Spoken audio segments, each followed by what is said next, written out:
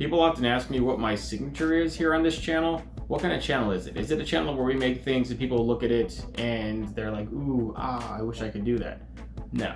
There's plenty of other DIY channels like that on YouTube, but for here, our specific purpose is that everything we do is able to be replicated by you.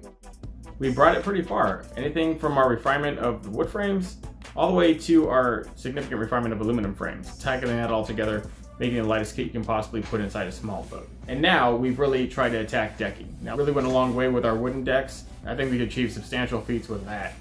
But now it's time to move on. We've worked with wood, we've worked with really expensive synthetic decking and boarding materials, and then really the Goldilocks zone is aluminum. Lasts forever, very robust, and in some cases very easy to work with. Where it's been harder to work with is refining of a DIY deck that can be done out of somebody's garage with like basic tools. We finally made a kit like that now, and it is easier to do than ever. Phase 1 of our boss kits of our Gen X hats and framing systems was to make a frame that was lightweight and able to divert standing water and able to be replicated fairly easily by the average DIYer. But now we have the aluminum kits to match for an entire deck system that is very easy to do. This is an initial running version off of my boat where I did the corners in with resin, but what we refined in this kit is refining the system to join the corners together. So you can have it to a pretty seamless look that you can rivet it, and it can be pretty much hidden with no actual visual sight of it. You can put EVA foam or carpet right over these hatches. They are stiff, they are rigid, they are fantastic.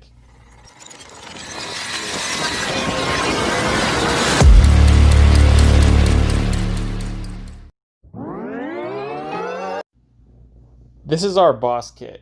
Comes in a pretty thin small box with enough aluminum to frame your entire boat and also make an entire deck. This kit did not include the sheet metal needed to complete this entire project. I had to outsource to a local metal shop, and you can do the same, and it's likely fairly cheap there per volume. But if you do want sheet metal included, we have what's called a monster kit, and you can get everything you need for the entire frame and deck. I have our side panels on because they need to be completed before you actually start any of the framing process. It's best practice to do it that way. It'll save you from heartache later when you complete all these hatches, and later on if you don't fit them right like this and you try and close your hatches, they won't close.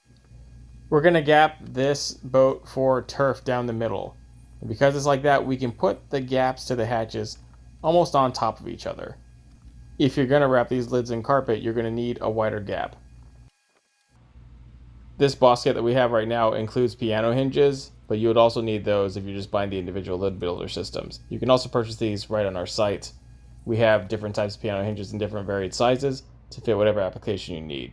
For this point though, we have 3/4 inch square aluminum tubing, and that's the basis for everything. That makes our joiner rail for the hatch to sit on and be combined to the hinge, and we're riveting right directly into the tubing so you can never see the rivets. The beauty of the system is that it hides all the rivets. You can't see them, and nobody can tell it was riveted. It's important to know that when you're spacing your rivets, you want to do it every other hole. That way you leave room for the other side, and you want to do them in between. You do not want to stack rivets on top of each other on each side, because then the hinge will bind. These tube joiner rails, you want to attach the hinges to each of them, and you want to make sure the hinges are there because that's going to account for the appropriate gap. Those will be what is between each hatch. We're going to do this for 3 separate hatches, and then we'll also be doing them for the rod lockers and for the back hatch. Alright, so taking into account the width of the stupid hinge, and we did that over here too. We're taking into account all those things. We got a pretty good gap here. The bigger thing is we cut this here and laid it right over this. And so while it's all in place, we're going to go ahead and mark it. So we're prepping all the ends for a 90-degree angle cut. We're going to have to do this with a miter saw to get the cleanest results, so it looks seamless when we stick it all together. I had to break down and finally get one. Kind of pissed about it. Damn thing was expensive. For the cleanest cuts, you're going to need a miter saw like this. I have used a little portable bandsaw to cut the corners in the past, and that did work, but really, it's hard to get it precise every time. If you want absolute precision, this is the best way to get it.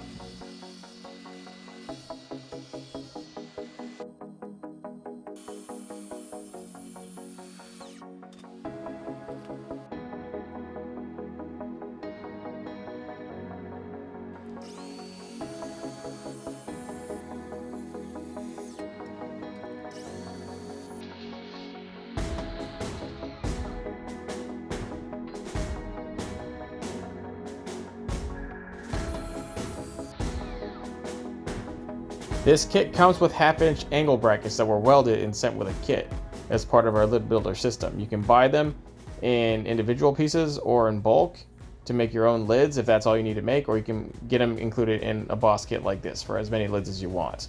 These are them. What you saw me doing right now is cutting out shims because it's going to fit about a 5-inch gap. So we are using extra sheet metal that I have in my shop right now to do this. Your kit will come with pre-cut shims, so you don't have to worry about this part, but I'm just showing you the process of what we have to go through. The shims in part fit perfectly right inside the tubing to get a nice tight fit, and you want a tight fit because when you go to rivet this later, if it's not tight in there and there's any looseness in the rivet will eventually fail over time, and you just don't want that after all the stuff you're going to go through here.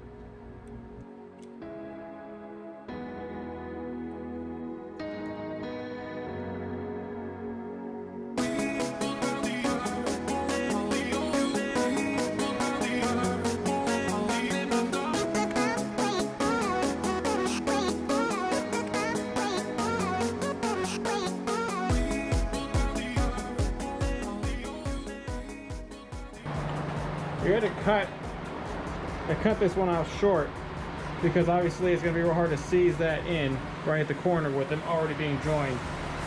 So one will go, and I cut them into angled shims, but you don't have to do that. They may come to you angled or they may come to you flat like this. They may come to you in two sizes to fit the perfect shim, or they might come to you in one, either one size of two shims or just one size shim, and they might come to you angled or they might not. I almost want to say that it's easier just to cut the shim, so they're probably coming to you in individual shims. Okay.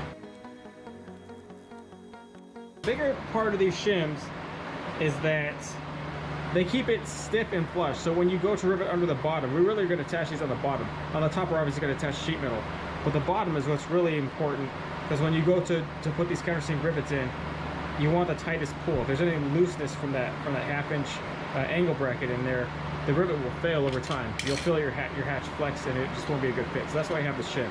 You can't skip the shim. You can, but you'll pay for it. And think having this is a 1/2 inch inside 3/4, so you have that little give to pull before you finally solidify it, and that's how we're able to attach this whole thing right now.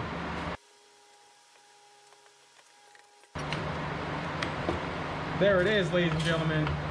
Woohoo! Look at that. Look at that. That was cake. I did that in a matter of minutes. It took hours to do my other design and it wasn't as good or as strong. This is fantastic to see how it fits in the prototype.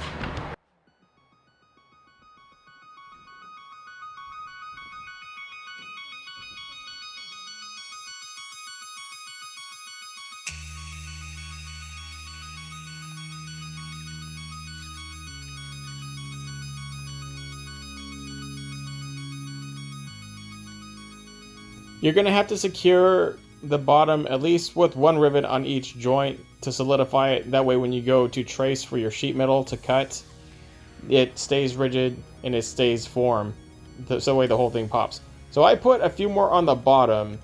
Now in hindsight, I would have just only put 2 like that and not done the extra rivets, because on top you're going to rivet it across the entire spectrum. Really, you're going to have to be careful when you rivet on top to make sure you don't hit the rivets on the bottom, because if you do that with your drill, you'll dislodge that rivet, and then trying to redo taper rivets is real sketchy. It's not something you want to have to do. You might actually blow out the entire hull.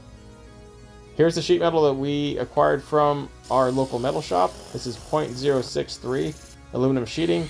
You can go all the way to 0.080 or 0.090, whatever you feel comfortable with in terms of strength. You know, the thicker you go, the heavier it's going to be. This is, I find that, and we've all found here as master builders pushing this kind of system forward, is that 0.063 is kind of the Goldilocks zone in terms of strength, yet very, very nice on weight. And because we were trying to throw a ton of things in this boat, and we're trying to make it as light and efficient as possible to meet horsepower caps for the bass boat clubs that this gentleman's going to fish in, we are trying to make this thing as efficient as possible. But here's the hatch completed. Doesn't it look great? Pretty fantastic. Fits in there like a gem. Once we turf over it, the things we're able to do to this hatch is great. The only thing we're missing is an inside beam support, but we're not going to be able to do that till later. But you will need some sort of under support for hatches spanning over a foot. You would definitely need one. We just haven't done that. You would attach it much the same way you attached everything else with countersink rivets or countersink hardware. Stay tuned for everything else we have going for this boat. It's all going to be fantastic. It's only going to get better from here. Thank you for watching this tutorial. Stay tuned.